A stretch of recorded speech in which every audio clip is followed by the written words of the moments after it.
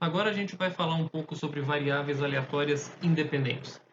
E a nossa motivação para fazer essa definição vai ser justamente a independência entre eventos que a gente recentemente estudou. Vamos lembrar que a gente diz que dois eventos A e B são independentes quando a gente consegue fatorar a probabilidade da interseção deles no produto das probabilidades. Tá? Bom, quando a gente tem uma variável aleatória xi, a gente está interessado em responder perguntas do tipo probabilidade de xi pertencer a um determinado boreliano de números reais. Então, me parece bastante natural que, para aferir independência entre variáveis aleatórias, eu estude a independência dos seguintes eventos: x1 pertencer a um boreliano de interesse, x2 pertencer a outro, até xm pertencer a outro. E eu vou definir que as variáveis aleatórias x1, x2 até xm vão ser independentes se eu consigo fatorar essa probabilidade conjunta como a probabilidade de x1 pertencer a B1 até a probabilidade de xm pertencer a Bm.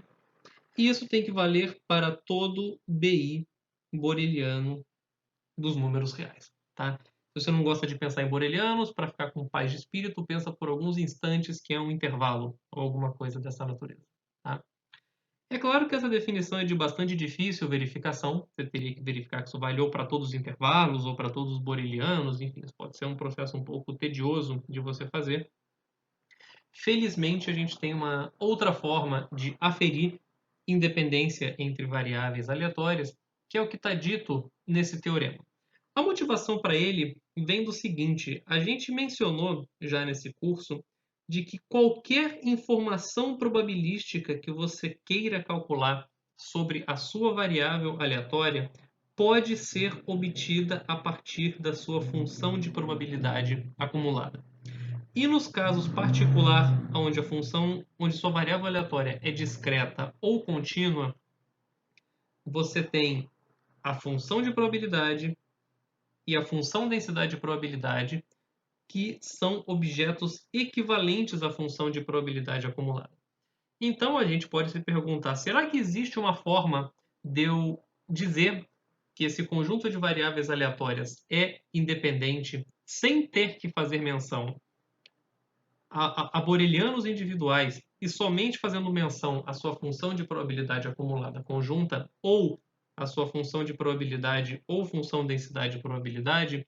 A resposta é sim.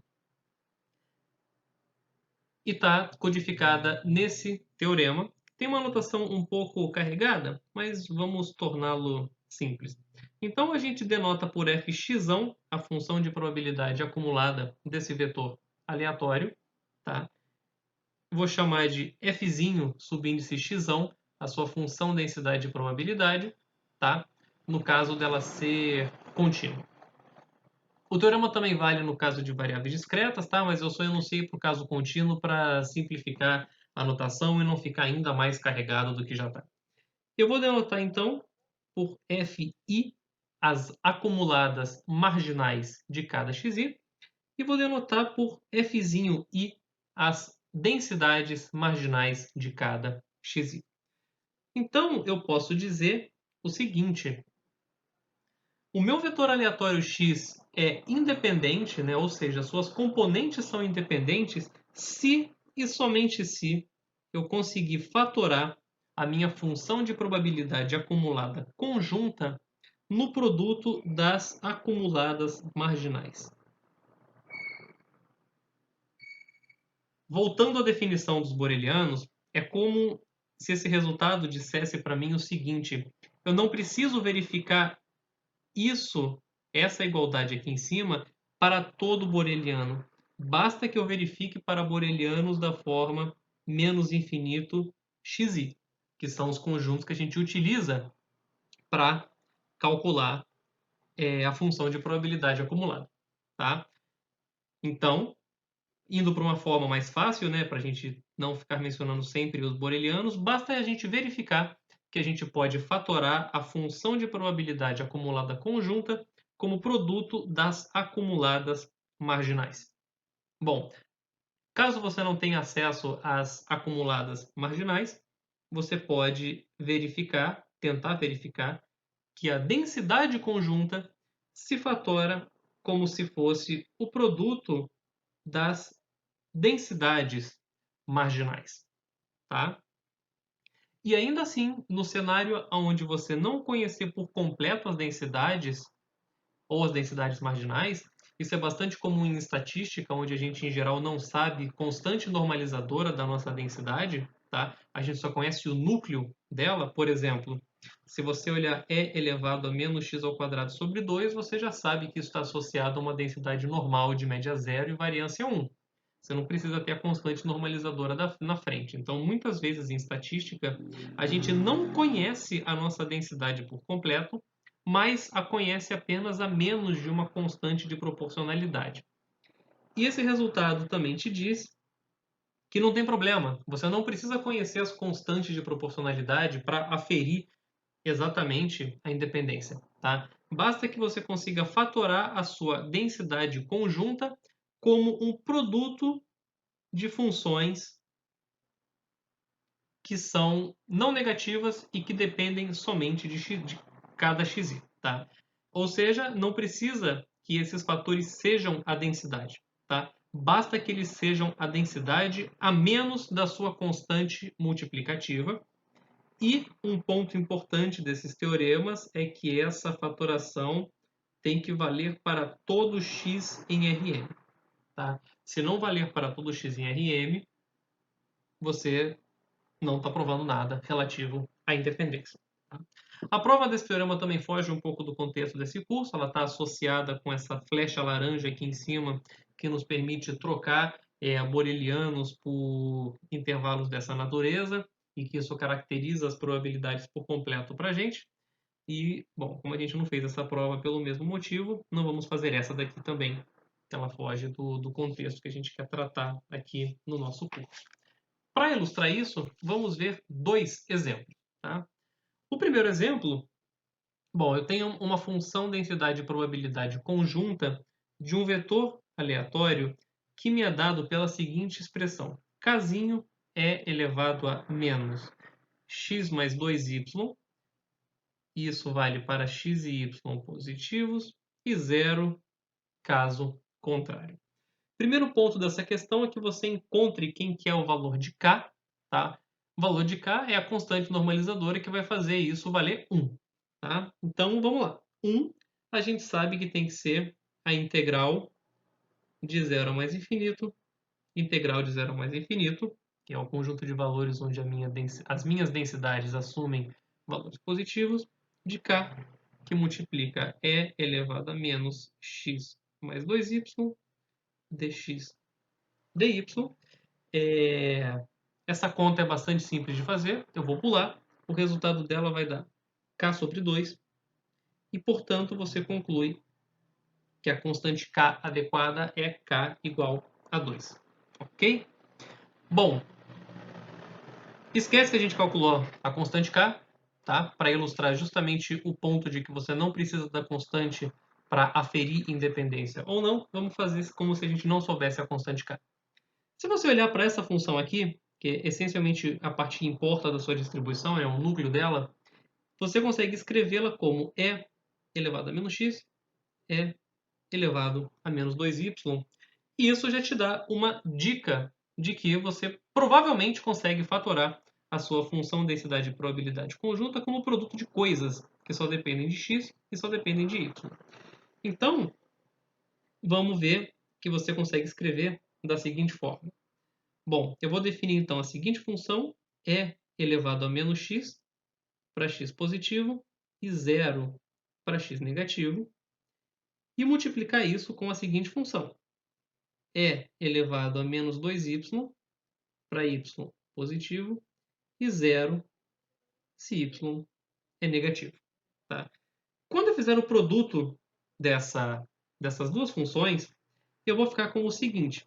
Bom, se x, assim, esqueci de botar aqui na frente valores k1 e valores k2 adequados, tais que k1 vezes K2 é igual a K. Não estou me preocupando quem são eles, tá? Só quero que o produto seja igual a K só para constar. Mas isso não é tão importante assim. O que importa é a gente olhar somente para o núcleo e para o domínio, tá? Não se esqueçam de olhar o domínio das suas densidades, como vai ficar bem claro no próximo exemplo. Mas terminando esse aqui primeiro, se a gente tem x positivo e y positivo, esse produto vai dar K1, K2 é elevado a menos x mais 2y. Tá? Se x e y são números positivos. Enquanto que, se você tiver x positivo e y negativo, o produto vai dar zero. X negativo e y positivo, o produto também vai dar zero. E x negativo e y negativo, o produto vai dar zero. Ou seja, caso você não tenha x e y positivos, né, caso contrário, a sua densidade vale zero. O seu produto vale zero. Perdão. E no caso, se a gente comparar, isso coincide exatamente com a densidade conjunta que a gente viu ali em cima. Tá? Então, como a gente conseguiu escrever essa fatoração como produto de uma coisa que só depende de x e uma coisa que só depende de y, e a gente viu que isso vale para todo par xy em R2, a gente conclui que x e y são independentes, tá? E a gente sabe dizer quem são as marginais, tá? Quando você olha aqui para o núcleo dessa marginal, você fala, opa, isso é uma exponencial de parâmetro 1. E aqui você olha e fala, pô, isso é uma exponencial de parâmetro 2. Independente de quem seja a constante k que está aqui na frente. Bastou você olhar para o núcleo. Então, você sabe que x é exponencial de parâmetro 1 e y é exponencial de parâmetro 2 e elas são independentes além disso. Para fechar esse vídeo, vamos ver um exemplo onde dá ruim, apesar de você achar que dá bom, se você olhar com um certo olhar ingênuo para esse enunciado. Agora, a sua função densidade e probabilidade conjunta, f de xy, agora eu te dei a constante, é 24, x vezes y, para x positivo, y positivo e x mais y menor que 1 e 0, caso contrário. E eu pergunto para você se são independentes. Bom, a resposta imediata, né, seria falar óbvio que são, porque você fatora como um produto de coisa só de x, um produto de coisa só de y. Porém, não é bem assim, porque você está esquecendo de olhar o domínio aqui da sua densidade de probabilidade. Tá?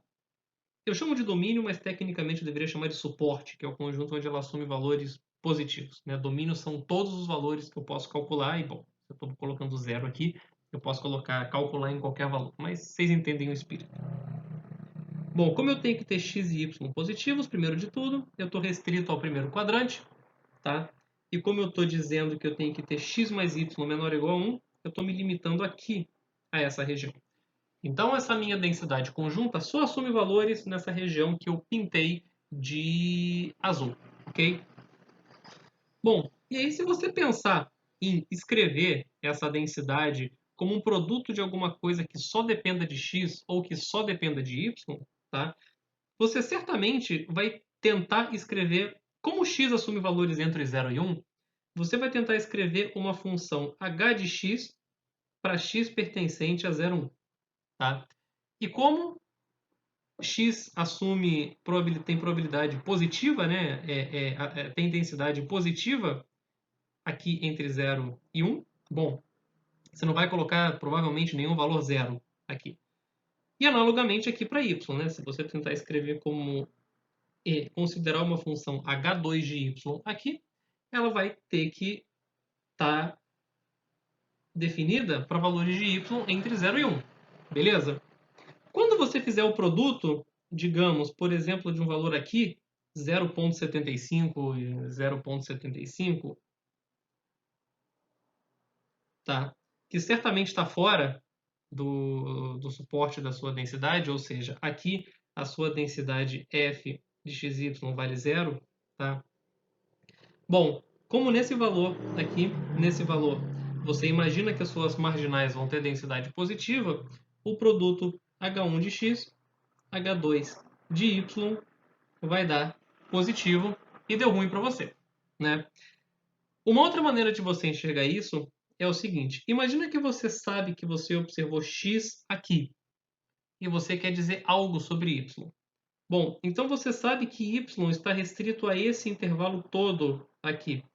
Enquanto que se você observar um valor de x aqui bem no cantinho, y está restrito a um intervalo bem menor.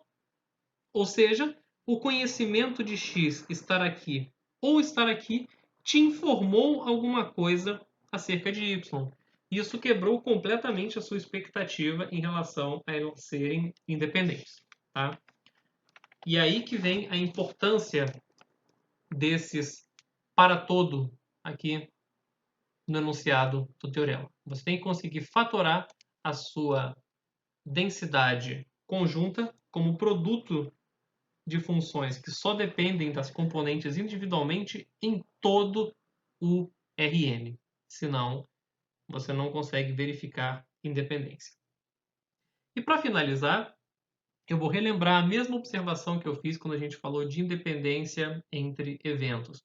Independência ou você demonstra a partir de um modelo conjunto, ou você assume para construir um modelo conjunto.